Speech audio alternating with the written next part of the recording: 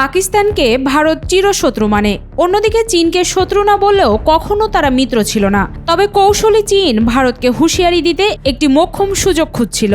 সেটা পেয়ে গেল পাকিস্তানের সঙ্গে যুদ্ধ শুরু হলে। চীন তাদের প্রযুক্তি আর কৌশল দিয়ে ভারতের সম্মান বিশ্ব দরবারে অনেকটাই খাটো করে দিয়েছে, পাশাপাশি ভারতকে কৌশলে হুঁশিয়ারও করে দিয়েছে।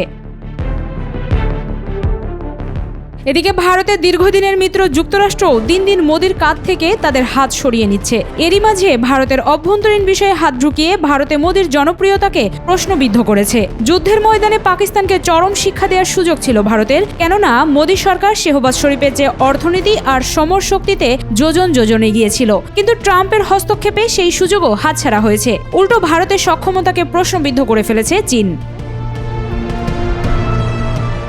এদিকে কাশ্মীর ইস্যুতেও হস্তক্ষেপ করতে চায় ট্রাম্প। সব মিলিয়ে যুক্তরাষ্ট্র আর ভারতের উপর ভরসা পাচ্ছে না বলে আপাতত দৃষ্টিতে মনে হচ্ছে। তুরস্ককে ভারত বয়কট করেছে, কারণ এরদোয়ান পাকিস্তানকে সমর্থন দিয়েছে। চীন বরাবরই ভারত বিরোধী। প্রশ্ন আসতেই পারে, তাহলে কি মোদির শত্রুর সংখ্যা বেড়েই যাচ্ছে?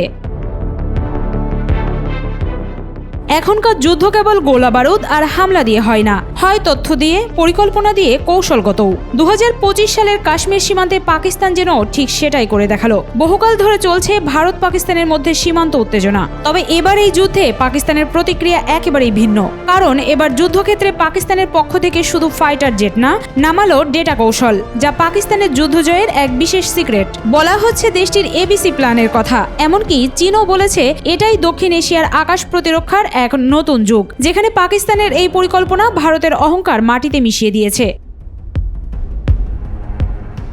চায়না সরকারি মহাকাশ সংস্থা সমর্থিত চায়না স্পেস নিউজ প্রকাশিত এক বিশ্লেষণী প্রতিবেদনে পাকিস্তানের বুদ্ধিদীপ্ত ও নেটওয়ার্ক ভিত্তিক যুদ্ধ কৌশলের প্রশংসা করা হয়েছে। প্রতিবেদনে বলা হয়েছে, পাকিস্তান ABC নামের যুদ্ধক্ষেত্রে নতুন যে কৌশল ব্যবহার করেছে তাতে যুদ্ধ কৌশলের নতুন দিক উন্মোচন হয়েছে। কিন্তু কি এই ABC কৌশল? এখানে মূলত বোঝানো হয়েছে A অর্থাৎ লক্ষ্য চিহ্নিত করা, B মানে হামলা পরিচালনা করা, এবং C এর অর্থ হলো রিটেল টাইম গাইড করে পুরো মিশন পরিচালনা করা। এই হলো ABC প্ল্যান। পাকিস্তানের এই কৌশল মূলত ডেটা চালিত, বিকেন্দ্রীকৃত এবং সম্পূর্ণ সমন্বিত। চীনা ভাষায় যেটাকে বলা হয় নেটওয়ার্ক সেন্ট্রিক ওয়ারফেয়ার। সামরিক বিশ্লেষকরা বলছেন এটাই এখন দক্ষিণ এশিয়ার যুদ্ধের নতুন সংজ্ঞা। পাকিস্তান ভারত সীমান্তে সাম্প্রতিক উত্তেজনায় ভারত পাঠায় 6টি যুদ্ধবিমান, যেখানে রাফাল সহ MiG-29ও ছিল।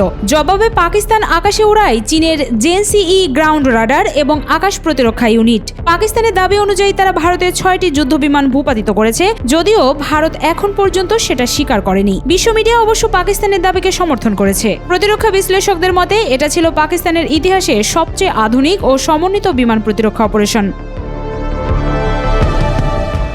চায়না স্পেস নিউজের প্রতিবেদনে সরাসরি কোনো অস্ত্রের নাম উল্লেখ না করলেও সবাই জেনে গেছে পাকিস্তানের এই পুরো কৌশলের পেছনে ছিল চীনের প্রযুক্তির সর্বোত্তম ব্যবহার। চীন মূলত সুযোগ বুঝে তাদের সক্ষমতা আর সর্বাধুনিক প্রযুক্তিকে বিশ্ব দরবারে তুলে ধরেছে। ভারতের বিরুদ্ধে আকাশ প্রতিরক্ষায় পাকিস্তানের সফলতার গল্প যতটা প্রকাশ পাচ্ছে, তার চেয়ে কয়েক গুণ বেশি আলোচিত হচ্ছে চীনের প্রযুক্তির সক্ষমতা আর কৌশল। চায়না স্পেস নিউজ আরও বলেছে, ভারতের পুরনো আর খণ্ডিত প্রোটোকল পাকিস্তানের এই আধুনিক কৌশলের কাছে কার্যত ধসে পড়ে, যেখানে পাকিস্তান রিটেল টাইম তথ্য ব্যবহারে শত্রুর প্রতিটি পদক্ষেপ বিশ্লেষণ করে প্রতিক্রিয়া দিয়েছে। সেখানে ভারতের প্রতিক্রিয়া ছিল ধীর কেন্দ্র ভিত্তিক এবং আংশিক সমন্বয়হীন।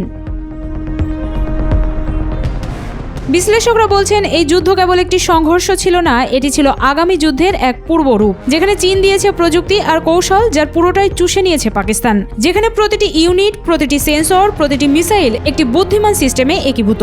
চীনের চোখে এটি শুধু একটি সাফল্য নয়, বরং এটি একটি উদাহরণ, যেখানে বলা হয়েছে কিভাবে তথ্য ও প্রযুক্তি ব্যবহার করে একটি দেশ আকাশে আধিপত্য প্রতিষ্ঠা করতে পারে। পাকিস্তানের এই সফলতায় বেইজিং এখন অনেকটা সরাসরি বলতে পারছে, দক্ষিণ এশিয়া কেবল নয়, গোটা বিশ্বকে শাসন করতে খুব বেশি সময় লাগবে না চীনের।